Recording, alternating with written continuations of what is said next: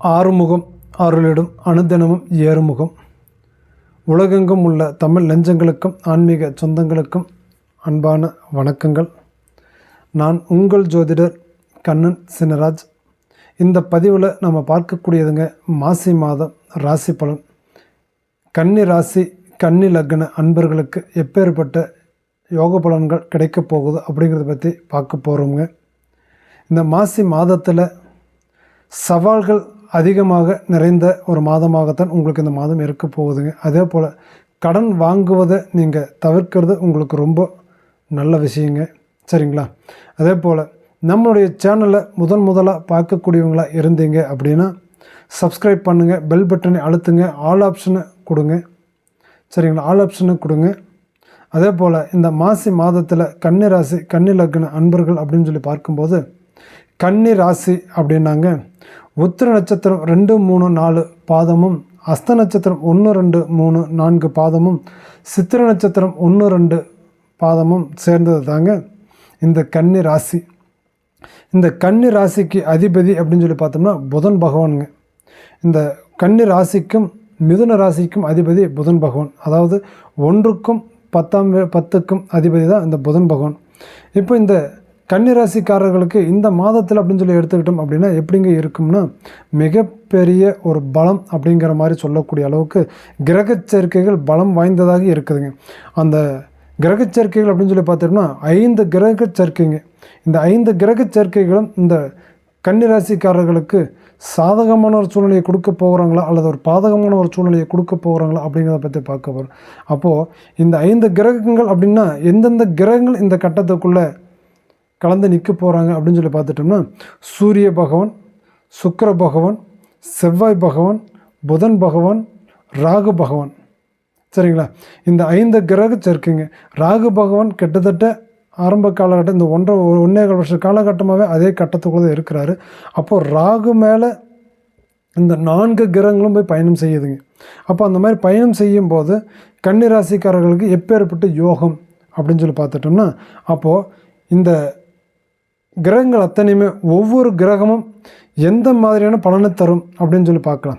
அப்போ அந்த முதலாவதாக வந்து பார்த்துக்கிட்டோம் அப்படின்னா,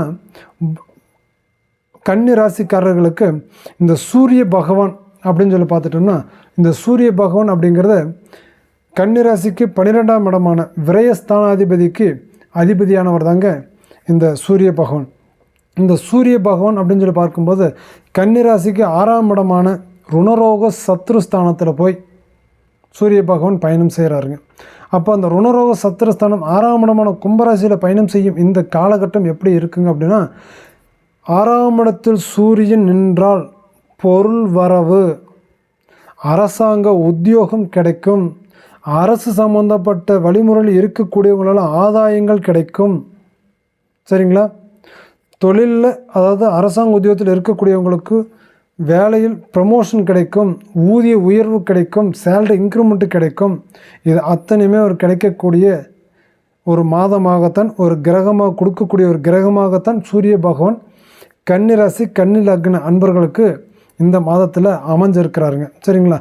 அப்போது அதே போல் அதுக்கு அடுத்தபடியாக இந்த கன்னிராசிக்கு 2ஆம் இடமான தனஸ்தானம், வாக்குஸ்தானம், குடும்பஸ்தானம் அப்படின்னு சொல்லக்கூடிய சுக்கிர பகவான், அது அந்த பாவகத்துக்கு அதிபதியான சுக்கிர பகவான் 6ஆம் இடத்துல சஞ்சாரம் செய்கிறாருங்க. அப்போது கன்னி ராசிக்கு 9ஆம் வீட்டுக்கு அதிபதியான பிதிருஸ்தானத்துக்கு அதிபதியான சுக்கிர பகவானும் அதே 6ஆம் இடத்துல பயணம் செய்கிறாங்க. அப்போது 6ஆம் இடத்தில் சுக்கிர பகவான் என்று பயணம் செய்தால் சாதகமாக பாதகமாக அப்படின்னு சொல்லி பார்த்துட்டோம்னா மனக்கவலைகளை ஏற்படுத்தும். சுக்கிரன் 6இல் நின்றால் மனக்கவலைகளை ஏற்படுத்தும். நிலை பிரிவு, அதாவது உங்களோட மனநிலை பல கோணங்களை சிந்திக்கும், பல வகையில் வந்து பார்க்கும்போது பிரியும், சரிங்களா? உங்களுடைய மனம் ஒரு தெளிவடைந்து நிற்காது. குழம்புன குட்டையில் மீன் பிடிக்க முடியாதுன்னு சொல்லுவாங்க இல்லையா, அதன் போல தான் நீங்கள் இருப்பீங்க, சரிங்களா? அப்படிங்கிற ஒரு உதாரணம் தாங்க இது. அப்போது 6ஆம் இடத்தில் சுக்கிர பகவான் பயணம் செய்யக்கூடிய காலம் கன்னிராசி கன்னி லக்ன அன்பர்களுக்கு சாதகமான ஒரு சூழ்நிலையை கொடுக்கக்கூடிய அளவுக்கு கிடையாது, சரிங்களா? அப்போது அதேபடியாக அதுக்கு அடுத்தபடியாக கன்னி ராசிக்காரர்களுக்கு 3ஆம் இடமான சகோதரஸ்தானம், தைரியஸ்தானம், வீரியஸ்தானம் சொல்லக்கூடிய அந்த பாவகத்துக்கு அதிபதியான செவ்வாய் பகவான் 6ஆம் இடத்துல பயணம் செய்கிறாரு, ருணரோக சத்துருஸ்தானத்தில். அதே போல் 8ஆம் பாவகத்துக்கு அதிபதியானவரும் அந்த செவ்வாய் பகவான் தான். அப்போ 3க்கும் 8க்கும் அதிபதியான செவ்வாய் பகவான் 6ஆம் இடத்தில் பயணம் செய்யும் இந்த ஒரு காலகட்டம் என்பது எப்பேற்பட்ட யோகத்தை கொடுக்கிறார் அப்படின்னு சொல்லி பார்த்தோம்னா லக்ஷ்மி கடாட்சத்தை கொடுக்கிறார் செவ்வாய் பகவான். அதாவது லக்ஷ்மி கடாட்சத்தை கொடுக்குறார். அப்போ லக்ஷ்மி கடாட்சம்னு என்ன? நம்முடைய கையில் காசு, பணம், தனவரவு, பொன் வரவு, பொருள் வரவு அப்படிங்கிற அத்தனையுமே கிடைக்கும். சரிங்களா? நன்மைகள் கொடுக்கும், நல்லதை ஏற்படுத்தும். சரிங்களா? அப்போ அதன் போல் நல்ல ஒரு அனுகூலத்தை கொடுக்கக்கூடிய ஒரு மாதமாகத்தான் செவ்வாய் பகவான் கன்னிராசிக்காரர்களுக்கு இந்த மாதத்தில் அமைஞ்சிருக்கிறாங்க. சரிங்களா? அப்போது அதே போல் பார்க்கும்போது இப்போது கன்னி ராசிக்கு அதிபதியான புதன் பகவான் எந்த மாதிரியான பலனை கொடுக்க போகிறார் அப்படின்னு சொல்லி பார்த்துட்டோம்னா, அதாவது நம்ம சொன்ன மாதிரி 1க்கும் 10க்கும் அதிபதியான புதன் பகவான் ருணரோக சத்துருஸ்தானமான 6ஆம் இடத்தில் பயணம் செய்யும் இந்த ஒரு காலகட்டம் திரவிய லாபம். சரிங்களா? திரவிய லாபம்னு என்னங்க? திருமண திசை அத்தனையுமே நமக்கு பார்க்கும்போது லாபகரமாக அமையும். திருமண திசையில் அத்தனை பக்கமும் நமக்கு பணவரவு, பொன்வரவு, பொருள் வரவுங்கிறது கிடைக்கும். சரிங்களா? லாபத்தை உண்டாக்கி கொடுக்கக்கூடிய ஒரு கிரகமாகத்தான் இந்த மாசி மாதத்தில் புதன் பகவான் கன்னிராசிக்காரர்களுக்கு அமைஞ்சிருக்கிறாரு. சரிங்களா? அப்போ அதே சமயம் உங்களுடைய ராசிநாதன் 6ஆம் இடத்துல மறையக்கூடியதுனால நீங்கள் சில வகையில் பார்க்கும்போது கடன் வாங்குவதற்குண்டான ஒரு ஆர்வத்தை காட்டக்கூடிய ஒரு சூழ்நிலையாகவும் இந்த இடத்துல இருக்கும். சரிங்களா? அப்போ அந்த கடன் வாங்கக்கூடாது, எதிரிகளிடத்தில் அதிகமாக நீங்கள் நெருங்கி போகக்கூடாது. இதையெல்லாம் கொஞ்சம் பத்திரமான முறையில் பார்த்துக்கணும். சரிங்களா? அதுக்கு அடுத்தபடியாக பார்த்துட்டோம்னா ராகு பகவான் எப்பேற்பட்ட யோகத்தை கொடுக்க போகிறார். ராகு 6ஆம் இடத்தில் நின்று இருக்கக்கூடியது உங்களுக்கு மிகப்பெரிய ஒரு பலம், மிகப்பெரிய ஒரு யோகம் தான் சொல்லணும். ஏன்னா எதிரிகளை அழிக்கக்கூடிய அளவுக்கும் அந்த இடத்துல உருவாக்குவார். கடனை நம்ம வாங்க வேண்டிய சூழ்நிலை இருந்துட்டாலும் அந்த கடன் நம்ம வாங்காத அளவுக்கு நம்மளை தடுத்து நிறுத்துறதுக்குண்டான ஒரு வேலையை அவர் செய்வார் அந்த இடத்துல. சரிங்களா? நோய் நொடிகளை அடக்கி ஆளக்கூடிய ஒரு திறமை கொண்டு அந்த இடத்துல ராகு பகவான் இருக்கக்கூடியதுனால அதெல்லாம் நமக்கு தடைப்படுங்க. சரிங்களா? தடுத்து நிறுத்துவார். சரிங்களா? அப்போ ராகு உங்களுக்கு அந்த 6ஆம் இடத்துல நிற்கக்கூடியது மிகப்பெரிய ஒரு ராஜ யோகம் தான் சொல்லணுமே தவிர அதனால் பாதிப்பு அப்படின்னு சொல்லக்கூடிய அளவுக்கு உங்களுக்கு கிடையாதுங்க. ஆக இந்த 5 கிரகங்கள் அப்படிங்கிறது இந்த கன்னி ராசிக்காரர்களுக்கு தனித்தனியாக ஒவ்வொரு கிரகங்கள் எந்த மாதிரியான பலனை கொடுக்கும் அப்படிங்கிறத வச்சு பார்க்கும்போது உங்களுக்கு நீங்கள் தெரிஞ்சுக்கிட்டீங்க. அதே போல் பார்க்கும்போது இந்த 5 கிரகங்கள் ஒரு கிரகம் இன்னொரு கிரகத்தோடு இணையும் போது எந்த மாதிரியான யோகத்தை கொடுக்கும் அப்படின்னு சொல்லி பார்த்துட்டோம்னா, பொதுவாக உங்களுக்கு இந்த 5 கிரக சேர்க்கைகளும் இந்த மாசி மாதத்தில் கன்னிராசி கன்னி லக்னக்காரர்களுக்கு எப்படிங்க இருக்கும் அப்படின்னு சொல்லி பார்த்தீங்க அப்படின்னா, புத்திசாலித்தனமாக பயன்படுத்தி நீங்கள் நினச்ச காரியங்கள் அத்தனையுமே சாதிக்கக்கூடிய ஒரு மாதமாகத்தான் இந்த இடத்துல உங்களுக்கு அமைஞ்சிருக்குதுங்க. சரிங்களா? ஆனால் இந்த மாதத்தில் நீங்கள் கடன் வாங்கிறத தவிர்க்கணும். சரிங்களா? சரி. அதே போல் இந்த மாசி மாதத்தில் நம்மளோட தொழில் ஸ்தானங்கள் எப்படிகள் இருக்கும், தொழிலில் வருமானங்கள் எப்படிங்க இருக்கும். சரிங்களா? அதே அலுவலகத்தில் உங்களுக்கு வேலை சுமை அதிகரிக்கும். மேல் அதிகாரிகளிடம் பேசும்போது ரொம்ப கவனமாக நீங்கள் பேசணும். அதே போல் தொழிலுக்காக கடன் வாங்குவதை தவிர்க்கணும். எப்படிங்க? வேலை செய்யக்கூடிய இடத்துல பணிச்சுமை அதிகமாக இருக்கும், வேலை பளு அதிகமாக இருக்கும்.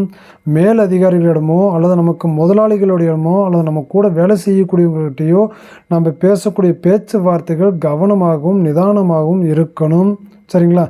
அப்போது அதே மாதிரி ஒரு வேலை வாங்குவதற்காக நான் பணம் கட்டி வேலை வாங்கலாம்னு நினைக்கிறீங்க அப்படின்னு நினைக்கக்கூடியவங்களுக்கு கண்டிப்பாக கட்டக்கூடாது. கட்டினா அது உங்களுக்கு நன்மையை கொடுக்காதுங்க. அதே போல் தொழிலுக்காக கடன் வாங்குவதை நீங்கள் ரொம்ப இந்த மாதத்தில் தவிர்க்கணும். சரிங்களா? அப்போ அதையெல்லாம் செய்யக்கூடாது. அதே போல் இதனால் பார்க்கும்போது உங்களுடைய பொருளாதாரம் எப்படிங்க இருக்கும் அப்படின்னு சொல்லி பார்த்துட்டிங்கன்னா, இந்த பொருளாதார சம்மந்தப்பட்ட வகையில் பார்க்கும்போது மருத்துவ செலவுகள் அப்படிங்கிறது உங்களுக்கு வரும். சரிங்களா? மருத்துவ செலவுகள் வரும். அதே போல் பயணச் செலவுகள் அதிகமாகும், மருத்துவ செலவுகளும் அதிகமாகும், பயணச் செலவுகளும் அதிகமாகும்.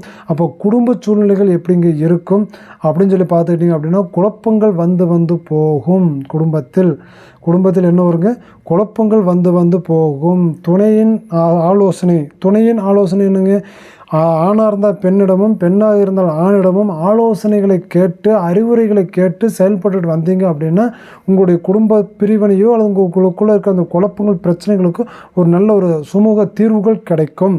சரிங்களா, குடும்ப ரீதியாக. அப்போ இந்த மாதத்தில் உங்களுடைய ஆரோக்கியம் எப்படிங்க இருக்கும் அப்படின்னு சொல்லி பார்த்தீங்கன்னா செரிமான பிரச்சனைகளை கொடுக்கும், தோல் சம்மந்தப்பட்ட பிரச்சனைகள் கொடுக்கும். சரிங்களா, செரிமான பிரச்சனைகளும் தோல் சம்மந்தப்பட்ட பிரச்சனைகளும் உங்களுக்கு கொடுக்கும். சரிங்களா, ஆக இந்த மாதத்தில் நீங்கள் வணங்க உங்களுடைய அதிர்ஷ்ட எண்கள் என்ன அப்படின்னு சொல்லி பார்த்துக்கிட்டோம்னா 3, 5, 6ங்க அதிர்ஷ்ட எண். சரிங்களா, அதிர்ஷ்ட நிறம் என்னங்க அப்படின்னு சொல்லி பார்த்தீங்கன்னா பச்சை, மரகத பச்சை, வெள்ளை. சரிங்களா, பச்சை, மரகத பச்சை, வெள்ளை அதிர்ஷ்ட நிறம். சரிங்களா, அப்போ அதிர்ஷ்ட திசை எது அப்படின்னு சொல்லி பார்த்துக்கிட்டிங்க அப்படின்னா வடக்கு திசை. அதிர்ஷ்ட திசை வடக்கு திசை. தெய்வம், வணங்க வேண்டிய தெய்வம் அப்படின்னு சொல்லி பார்த்தீங்கன்னா ஸ்ரீ அயக்ரேவன் சொல்லுங்களா, அல்லது பெருமாளை வழிபடவும். அயக்ரேவன் அல்லது பெருமாளை வழிபட்டுக்கிட்டு வாங்க. கண்டிப்பாக இந்த மாதத்தில் உங்களுடைய கஷ்டங்கள் விலகும், நன்மைகள் நடக்கும், நீங்கள் நினச்சதே உங்களுக்கு நல்ல விதத்தில் அமையுங்க. சரிங்களா, இந்த ராசி பலன் அப்படிங்கிறது கன்னி ராசி கன்னி லக்ன அன்பர்களுக்கு பிடிச்சிருந்தால் லைக் பண்ணுங்கள், ஷேர் பண்ணுங்கள், கமெண்டில் சொல்லுங்கள். சரிங்களா, மீண்டும் உங்களை அடுத்த பதிவில் சந்திக்கும் வரை உங்களிடமிருந்து விடைபெறுவது உங்கள் ஜோதிடர் கண்ணன் சினராஜ். நன்றி, வணக்கம்.